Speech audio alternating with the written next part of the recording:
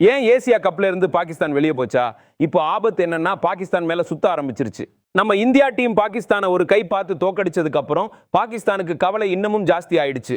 இப்போ அடுத்து ஐக்கிய அரபு அமீரகத்தோட UAE நடக்க போற மேட்சை எப்படியாவது ஜெயிச்சே ஆகணும். ஏன்னா இந்த மேட்சை ஜெயிக்கலைன்னா பாகிஸ்தானோட மூட்டை முடிச்சுகளை கட்டிட்டு அவங்க துபாயில இருந்து பாகிஸ்தானுக்கு திருப்பி அனுப்பப்படுவாங்க. பாகிஸ்தான் இது வரைக்கும் 2 மேட்சுகள் ஆடி இருக்காங்க. ஒரு மேட்சை ஜெயிச்சிட்டாங்க, ஆனா இந்தியா கிட்ட மொத்தமா சரணடைஞ்சிட்டாங்க. இப்போ UAEயோட மேட்ச் இருக்கு. இந்த மேட்சை எப்படியாவது ஜெயிச்சே ஆகணும், இல்லைன்னா பாகிஸ்தான் வெளியே போயிடும். இதுக்கு முன்னாலேயே ஹேண்ட் ஷேக் பஞ்சாயத்துன்னு சொல்லி பொய்காட் பண்ணி கம்ப்ளைண்ட் பண்ணி பாகிஸ்தான் அவமானப்பட்டு நின்றுருச்சு.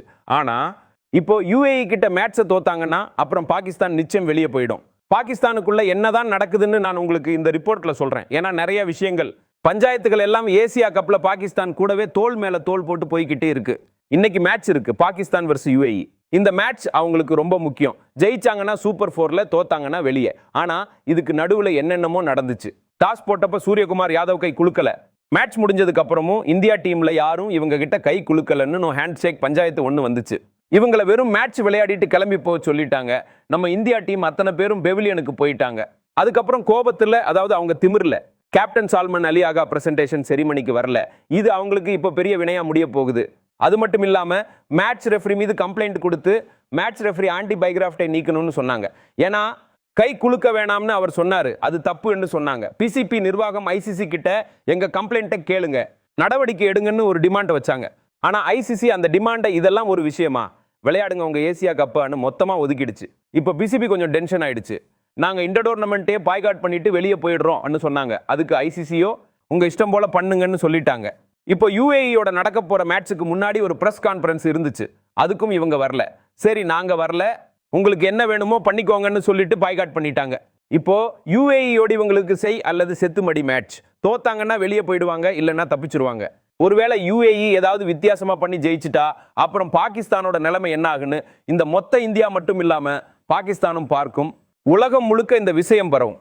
இது மட்டும் இல்லாம மேட்ச் தோத்தாங்கன்னா டோர்னமெண்ட்ல இருந்து மொத்தமா வெளியே போயிடுறாங்க. அதே சமயத்துல ரிச்சர்ட்சன் பைகிராஃப்டுக்கு பதிலா மேட்ச் ரெஃபரியா வர வாய்ப்பு இருக்குன்னு ஒரு ரிப்போர்ட் வந்திருக்கு. இது கன்ஃபார்ம் இல்லை, ஆனா ஒரு தகவல் வந்திருக்கு.